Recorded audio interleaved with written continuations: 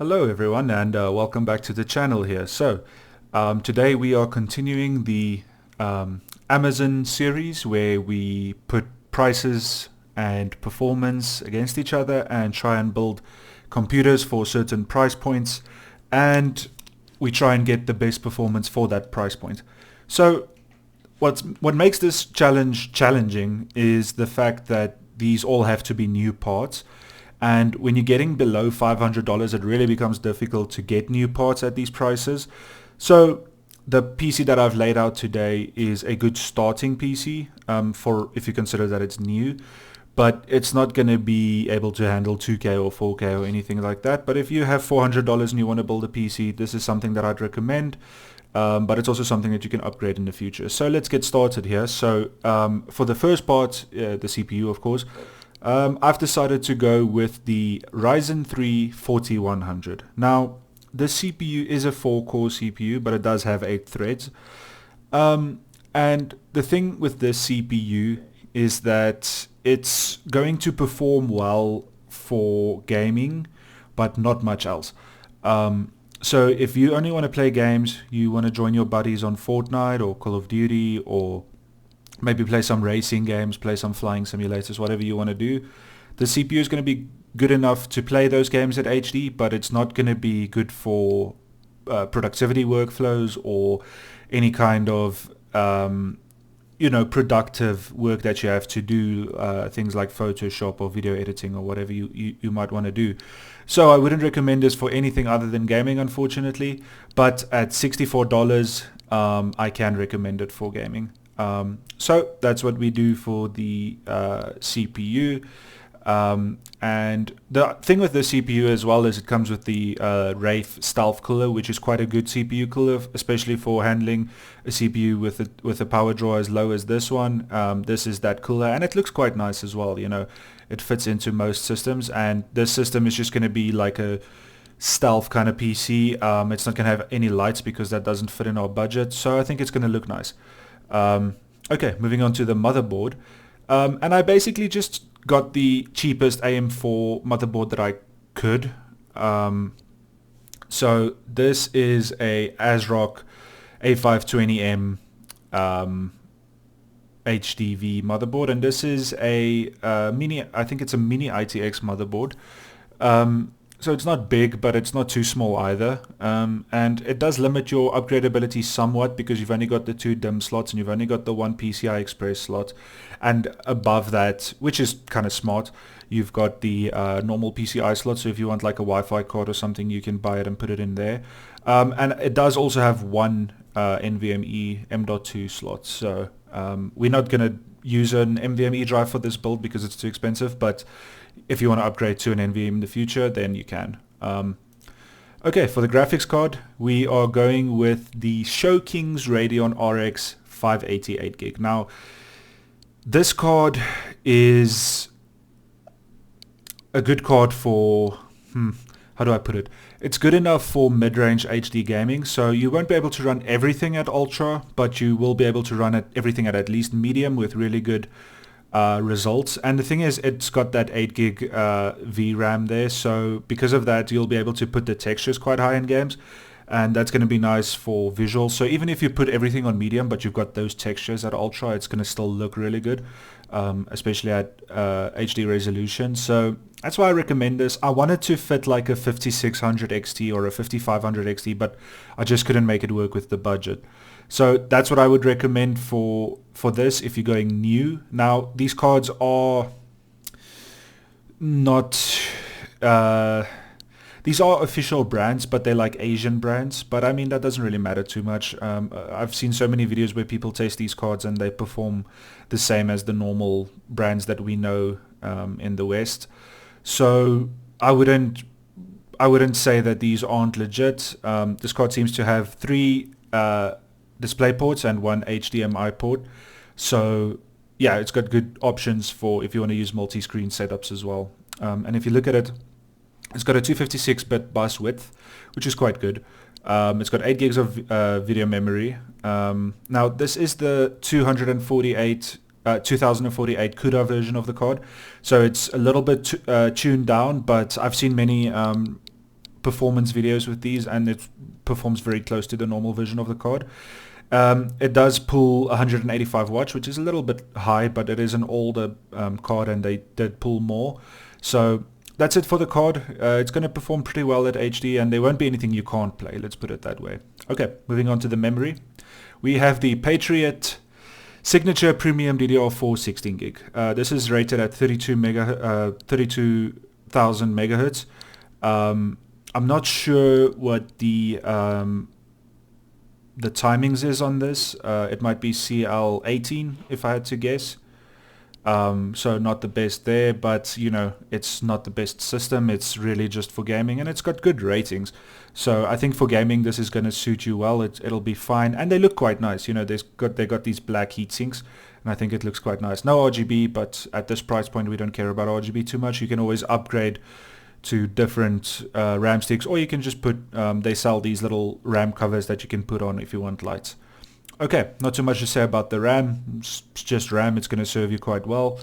Moving on to the SSD. So this is sort of the same situation that we had with the graphics card, where it's not like a Western brand. Even a lot of the Western brands are actually Eastern anyway. We just know them. This is Fan Xiang. So that's a little bit of an odd name, but I think it's just an Eastern name. And this is a 1 terabyte SSD. Now, this is not the fastest SSD, it's quite slow really, but it's still a lot faster than a hard drive, and it's got a lot of storage, so that's really the only qualifier for this. It's gonna be okay for loading times, and hopefully it'll last you a while. And a terabyte is enough space if you just want to play games. So that's really the only reason why we went with this. If you do have 20 bucks to spare, upgrade to a Samsung, get a lot better speeds. But for the purposes of this build, something like this will be okay. Okay, moving on to the case now. And this case is one that I've reviewed on the channel. This is the case that my wife's PC currently has, and I really like it. It's got really solid construction. It's got a lot of ventilation because it's got the front perforation, top perforation. It comes with one fan, no RGB, but at this price point, I don't think that matters. It does have a flip open, like a hinge door, which is really cool for the price range. And you can see here what it would look like if it had RGB. But it's just a really cool case. It's quite small, but for the motherboard and CPU, we have that'll fit well. And yeah, it's got space for an SSD here. It's got space for 150 millimeter power supply. And it's got space for another SSD and a hard drive as well. It takes up to a 275 with GPU. So that's not huge, but it is like the smaller 3-fan ones. But if I were you, I would just go for a 2-fan one with a case like this. And it takes micro ATX and ITX. So it's going to work really well for our build. But I wouldn't recommend it for big builds because it's a small case. But it's really nice looking, really solid. I really like this case. Okay, moving on to the power supply. I went for the Apevia ATX 700 watt. Now, you don't need anywhere close to this level of power for this build, but the reason that I went with it was it's the same price as like 400 watt units from different vendors. But it's got a really good rating, and it does have semi-modular compatibility. So I think that's quite nice. It's not super well rated or anything, so it might not be the best one for long-term usage, like over a couple of years. But I think if you're going to use it for just a couple of years, 2 to 3 years, it should be okay. It sells really well. I think it's because it's priced well. And I don't think it's going to be like a hazard to use, but I don't think if you have a high wattage build, I wouldn't recommend it because it probably can't handle that wattage really. It says it can, but usually it can't. So for a build like this, that's not going to pull more than 300 watts really, maybe 400.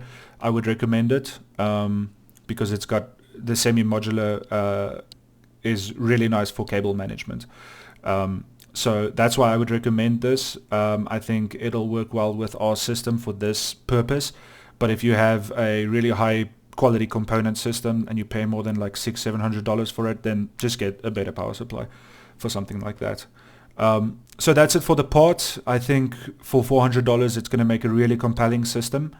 I'm going to move on to the pricing sheet now, and we'll take a good look at the pricing specifically, and then after that we'll get to some benchmarks. Stay with me. Okay, so here we have the pricing guide for the $400 Amazon PC build, gaming PC build.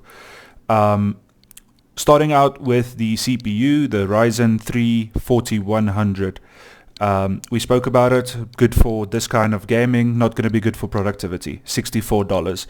We have the motherboard, the ASRock A520M HDV, $71, fine for a little small PC like this. If you need more RAM, more storage, whatever, you're going to have to upgrade to something a little bit bigger. The RAM, the Patriot Signature Premium DDR4 16 gig, 3200 megahertz, $37. That's a really good price.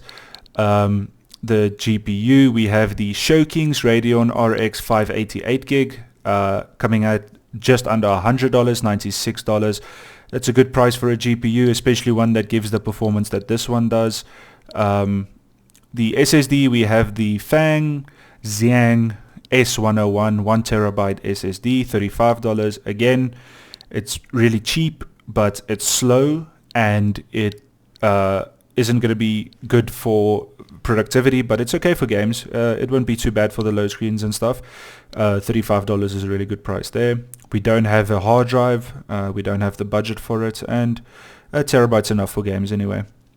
For the power supply, we have the Apevia ATX ES 700 watt semi-modular power supply. Now again, for a system like this that doesn't pull too much wattage, I would recommend it, but if you have something that's a bit more higher quality components, more expensive, just get like a rated power supply that has at least a bronze rating. Hopefully a little bit better, but bronze is okay.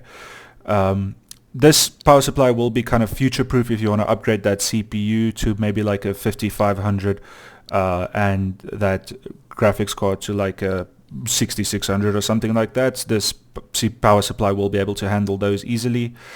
And then for the case, we have one of my favorite cases of the past few months, the ATEX NX200M, really solid case, good build quality, lots of airflow, and it's very small, so it's really neat and tidy. I really like that case. Extras, none. We are not using custom CPU cooler or fans or anything. You can upgrade those things in the future if you want, but for a build like this, it's not necessary. So I did make a mistake with the pricing. It's $405, not $400, but if you can't afford the extra $5, maybe, I'm sure you can afford the extra $5, maybe just save up another, just $5, it's not too bad. Hopefully you can do that. So coming in at just above $400. $405 for this build I think is really solid. I think it's going to give you good HD performance. Going to be looking at that 60 FPS mark for high to ultra graphics, and I think we'll reach it with most games. So with that said, that's it for the pricing guide. Let's move on to the theoretical benchmarks. Let's do it. Okay, getting into the theoretical benchmarks. So again, as with all of the other videos in this series, I don't actually have these parts. I don't benchmark this build. I take a look at YouTubers who have already benchmarked with these specific parts, and then I just portray I take a screenshot and I just show you the performance. So 588 gig GPU, 16 gigs of 3200 megahertz RAM, and the Ryzen 3 3100. Let's take a look at the performance. So Fortnite 1080p high, coming in at just under 100 FPS on the screenshot, DirectX 12. Really good opening performance here. If you are someone that wants to get into playing Fortnite or Call of Duty or Apex with your buddies, this system is going to be right up your alley. Multiplayer gaming, it will do pretty well, and this is a really good result. Now I'm sure Fortnite can go to Ultra or whatever, but stick it at high, 1080p, really good result. Okay. Apex Legends, it's a good looking game. 81 FPS, 87 FPS average, 1080p high. So another example of a pretty good frame rate for multiplayer competitive 1080p gaming. A really good result. Now here we get to a AAA game. This is going to be a bit more difficult to run, looking at 45 frames at DirectX 12, FPS average 46, and very high settings 1080p. So if you want to bump that up another 10 frames or so, just lower that very high setting to high, and I'm sure you can get close to that 60 FPS target. But I'm pretty impressed with this. I think it runs well. Cyberpunk is going to be a little bit difficult. Now this is the most difficult game there is to run at the moment, and this is running at 1080p medium. The graphics card is a little bit outdated for this game. It's a little bit of an older technology, and it doesn't support all of the new features that we have now. But you know, if you are willing to drop it down to maybe 720p or drop the graphics down to low with some high settings, I'm sure you could get around 50. The FPS is 43 and the average is 44, so it's not a horrible result. It is playable. It's like a console equivalent, but I wouldn't play like this. I would rather just not play this game, to be honest, on a system like this, but it is playable.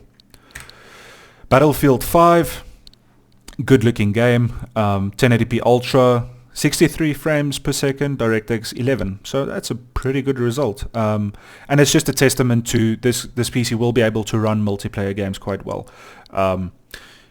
FPS is 63, the average FPS is 70. So that's really good. Definitely hitting that 60 performance mark, and this is running at Ultra. GTA 5, 53 frames, DirectX 11, 56 average, 1080p very high, and again pretty close to that 60 FPS mark, so drop it down to high and you'll get close to 70 easily. Another testament to playing multiplayer games on a system like this, even AAA games. Rainbow Six Siege, 156 frames, DirectX 11, 170 average, and running on very high 1080p. So again, multiplayer games, AAA in this in this example, but this is an esport kind of title. Same with Apex, same with Fortnite, and I think if you want to play, just play those games, have fun with your buddies. This is going to work so well. This is a really good result. Last one here, we have Red Dead Redemption 2, 1080p high medium mixture, getting very close to that 60 FPS mark in this photo, well, in this screenshot, but on the average we are getting above that 60 mark. So if you are able to find a balance like this and it still looks really nice, I think you can play AAA games pretty well. So that's it for these theoretical benchmarks. I think the system did extremely well. I'm actually quite surprised at how well it did, pleasantly surprised. And I think if you're someone that wants to get into gaming, if you're someone that has a really old PC and you just want to start playing modern games, I think $400 will do just fine. I think everything is running very close to 60 or way above it, so I think this is a good system to sort of consider if you are saving up for a nice little system here. So that's going to be it for this video. The point is $400 will do if you just want to get into gaming, and the components that we chose are upgradable, and everything is going to look really nice as well. So if you agree, if you think it's a good system, let me know. If you disagree, let me know what you would do differently. Have a chat with me in the comments. I hope you enjoyed the video. I'm going to keep making videos like this, theoretical sort of videos. And I hope you enjoy the content, and I hope you stick around for the next one. Thanks for watching.